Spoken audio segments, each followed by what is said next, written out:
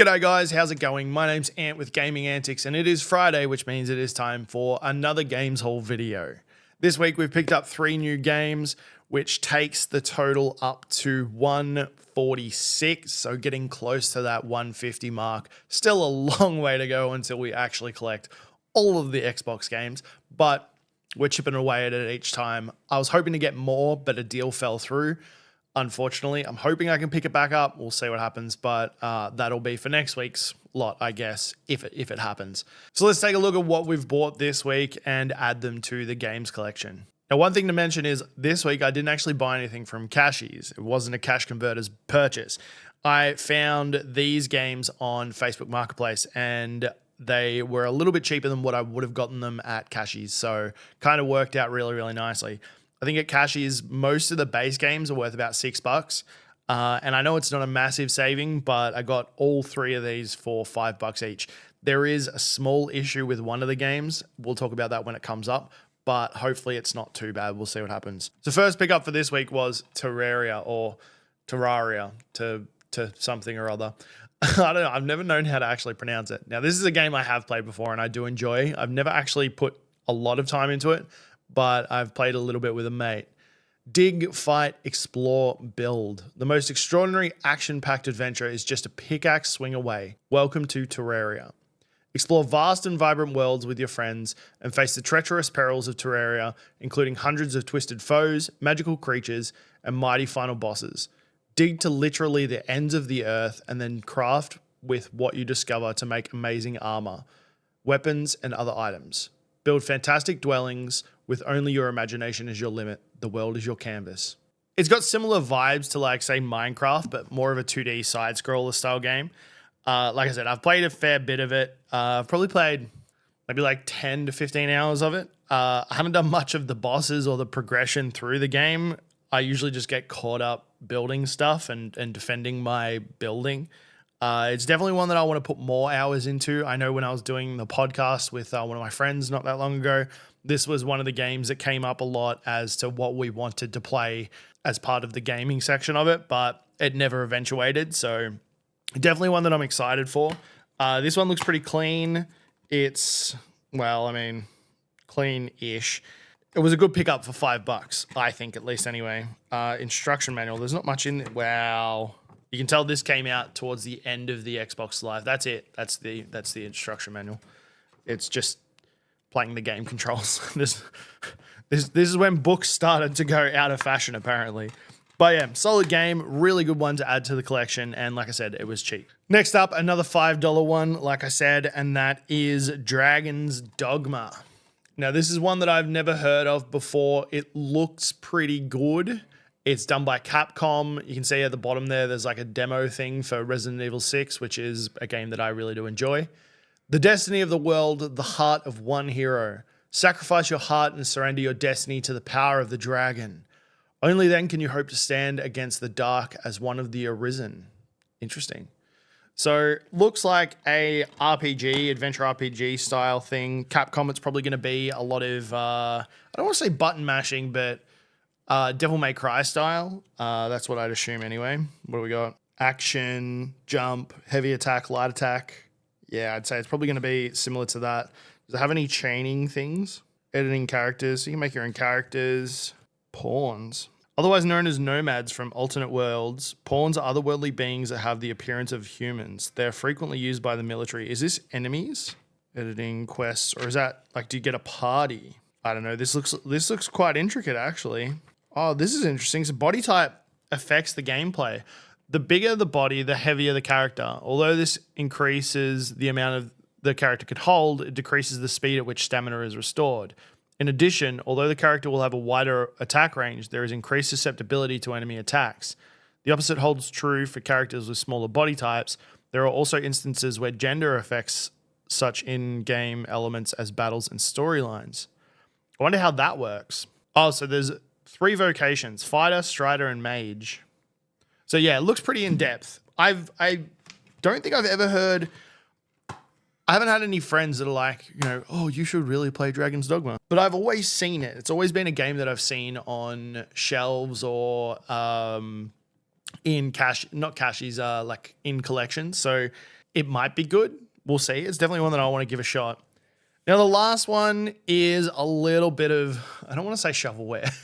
I don't think it's one that I'm going to be playing anytime soon, but it is a cool series, and it's definitely a series that I played a lot of as a teenager, and that is Guitar Hero World Tour. Now, this one we've got a little bit of an issue with, which I'll talk about in a second.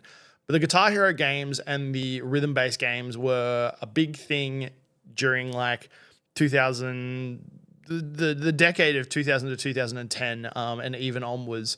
I remember playing a lot of this in, say, like 2007. Not this one specifically, but Guitar Hero. So we got Share the Experience. Rock out on 1 to 2 guitars or add drums and a mic for the band experience. So I do remember this. Has this got Hotel California on it? Yeah, it does. Yeah. I remember playing this at a mate's place, actually. I played the drums for it. I forgot the World Tour was the drum one. It's a really cool concept, right? Having the whole rhythm gaming section as like a band experience rather than a lot of the rhythm gaming is like really fast-paced tapping buttons to electronic music, or it's like a drum thing where you've got to like defeat characters by using the drum. Where Guitar Hero really brought out that like rock star vibe. I do have the box for Guitar Hero 2 on the PS2. Well, not the box, that's the whole guitar as well. It's the whole setup. As well as one of the custom guitars for PS2 as well. I think that's for Guitar Hero 1. Yeah, I think that's Guitar Hero 1. But I picked these up in a bundle at some point for like $80. I got all the Guitar Hero games on the PS2. I got the guitars. I got a bunch of other games as well. So it was a pretty good pickup.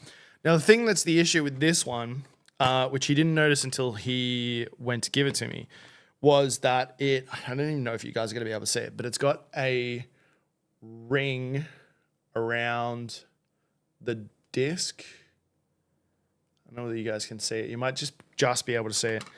He said, if it doesn't work, just bring it back, and he'll give me my money back. But I'm going to take it down to the local CD shop. We've got a music shop down here, and they have a disc buffer. So I'm going to take it down there, pop it in the disc buffer, and see if it works. For the moment, it's fine to just go into the collection because I don't think I'm going to be playing it anytime soon. But I do want to have functional games. I don't want them to be, if I was just collecting games I can't play, I might as well just collect the cases and not the games themselves. I don't know how the copyright works on Guitar Hero or whether you're allowed to upload videos to YouTube of Guitar Hero with the music. I don't know how the copyright for that works. But I think like going through Guitar Hero would be a pretty cool series, I think. Be hard to do. I don't know. We'll see. But yeah, that brings our total up to 146 Xbox games. Still a long way to go, but we are slowly chipping away at it. Really good pickups this week. Hopefully the other two that I organized come through. It's like $5 for 2 games, so I'm pretty happy with that. We'll see what happens. I'm not 100% sure. But yeah, good pickups. Terraria, Dragon's Dogma, and Guitar Hero World Tour. So I'm going to put these down in the collection, and then we'll have a chat. All right, so they're all popped in, and I say it every week, but the games collection is looking full. It's really, really good. One thing I keep forgetting to do is adding the ones that I need to replace. Some of you who are new to the channel might not know, but we did have an incident a little while ago where my dog peed on my video game collection. It sucked, and I lost a big stack of games in their cases because of the pee. And there's some good games in here. It really, really sucks. So I need to go ahead and add these back to the list of priorities to pick up because some of them are my favorite games. And yeah, I don't know what else to do aside from replacing them because I've looked online for case-only copies and like with the booklet, but there's not much in the Xbox 360 area for that, which really, really sucks. So I need to do something about this and add them back to the collection. So this week's question of the week is, what is your favorite retro console? Is it the Xbox 360? Is it the original Xbox? Is it the NES? Is it the PlayStation? Let me know in the comments. I'd love to hear your responses. Personally, although it looks like mine is the Xbox 360, and don't get me wrong, the 360 played a massive part in the gamer that I am today, but the 64 is my all-time favorite. It was the first console I'd gotten as my own personal console. We had original Nintendos and SNESs growing up, but the 64 was mine. It was in my room on my little CRT TV. And that was massive for me. And I played the same like 6 games over and over and over again, which was Mario 64, Destruction Derby, Gauntlet Legends, which is such a good game, GoldenEye, 007 GoldenEye, Dark Rift, and what was the other one that I had? Super Smash Bros. I played them so much. As a kid, we couldn't afford to buy too many 64 games, so I had the same games unless I went to the video store to rent some out. The replayability on them, it wasn't that they were good for replayability, it was the fact that I had nothing else. So I just kept on playing and playing and playing. I did have other friends who had a 64, and I got to taste a little bit more of some other games, things like Donkey Kong 64, which I also didn't have an expansion pack, so I couldn't play that anyway. Mario Party, Ocarina of Time, Banjo-Kazooie, like all those classics. I got to play a little bit of it, but I wasn't able to ever finish a lot of them. Since becoming an adult, I have been able to get some of these. I haven't had time to play them yet, but I do want to. But hopefully one day, maybe after I finish the 360 collection, I might go into 64 straight up after. I know it's a little bit harder to get and it's a bit more expensive, but I've always wanted to collect a lot of the 64 games, and I might do it as part of a series where like we pick 5 to 10 games and try and get them specifically at a convention or something like that. That might be the way to do it and just slowly build it up. Not like how I'm doing it with the 360. The 360 games, most of them are like between $5 to $15, where a lot of 64 games, like the baseline is like $20. So it'd be a lot more expensive to collect for. But yeah, that's my favorite console. Let me know what yours is in the comments below. Let me know what your favorite game is on that console as well. Did you have a game when you were younger that just you played the heck out of it and that's the game that you associate with the console? Let me know. Now, to finish up for today, I wanted to have a bit of a chat about a series that I've been playing. Well, I just finished actually. I finally finished it. I've started editing the sort of playthroughs, or I don't even know what I'm going to call it actually. Whatever the video is that I'm doing for it, I'm starting to edit that. But I recently played the Fable series. So I played 1, 2, and 3. And I'd played number 2 and 3. This is my first time playing 1. And I really enjoyed 1. That was fantastic. I remember really enjoying 2 as when I was younger, and it was good. It was good. I enjoyed it. I feel like I didn't enjoy it as much as the first time, but I did enjoy it. It was a solid game. I had a lot of fun with like the working and the investing and the even the adventure. The storyline through it was really, really good. 3, however, I remember enjoying that as a kid or as a teenager. I don't know what the heck I was thinking. I went back and played it this time, and maybe it was because I played all of them back to back, but number 3 just felt like it was lacking, like really, really lacking. The missions weren't overly adventurous. It was strange things. I can't even bring one to mind, but I didn't feel like I was in a fantasy adventure style setting. There was some missions where it was like go into dungeon, kill said thing, come back out. And they were fantastic. But then there were other ones like there's that engagement one and you got to go like try and get the lady to divorce her husband. I was just like, what? What am I playing? What am I doing? There was some fun stuff in it. Don't get me wrong. There was some fun stuff. But they took a lot of the core elements out, I believe. There was the stuff like there was a lack of customization. There was set weapons. You couldn't buy or upgrade weapons. There was none of the augmentations. If there was, I didn't come across them. There wasn't any armor or like clothing that gave you status upgrades. The road to rule was a terrible way of doing a perk system. It just felt like you were really limited in what you could get, and it didn't really give you any freedom on how to progress through it. It's not like you could do different builds because you only had access to this level of everything, And I was like, yeah, okay. And then there was the end game. It was just extremely grindy. I had forgotten that there was like a monetary value thing that you needed at the end to get the good ending. And I'd been progressing towards the good ending the entire time. And it kind of felt really railroady to get to the end. And it's like, now you've got to make a whole bunch of choices or earn all this money. I was like, man. So I grinded really, really hard to get all the cash. I got it, but oh my Lord, was that bad. It was horrendous. There's not many things in the game that makes you a lot of cash.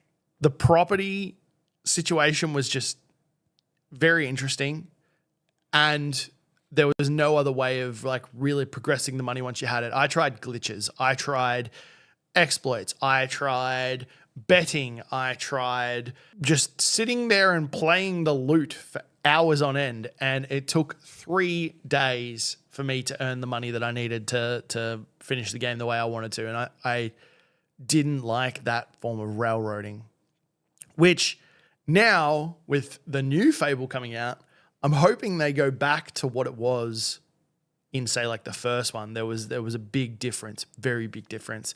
And I'm a little bit scared. I've heard a lot of people talking about games from when they were younger that they enjoyed when they were younger, and they've gone back to play them and they weren't exactly the same. I found that with Assassin's Creed 3. I played the series recently. I enjoyed 1, 2. I enjoyed the Ezio trilogy. I really liked that. But then playing 3 felt less polished than what the Ezio trilogy was. So, and then you move on into the further Assassin's Creeds, and they're just so far removed from Assassin's Creed that it's not even funny. But it seems like going back and playing these later games in series, you can see that they're losing what made the first ones special. I don't know. Let me know what you guys think about this. Is there any game series that you really love, the first or the second one, and the third one didn't really hit right? I can think of a few that come to mind straight off the bat.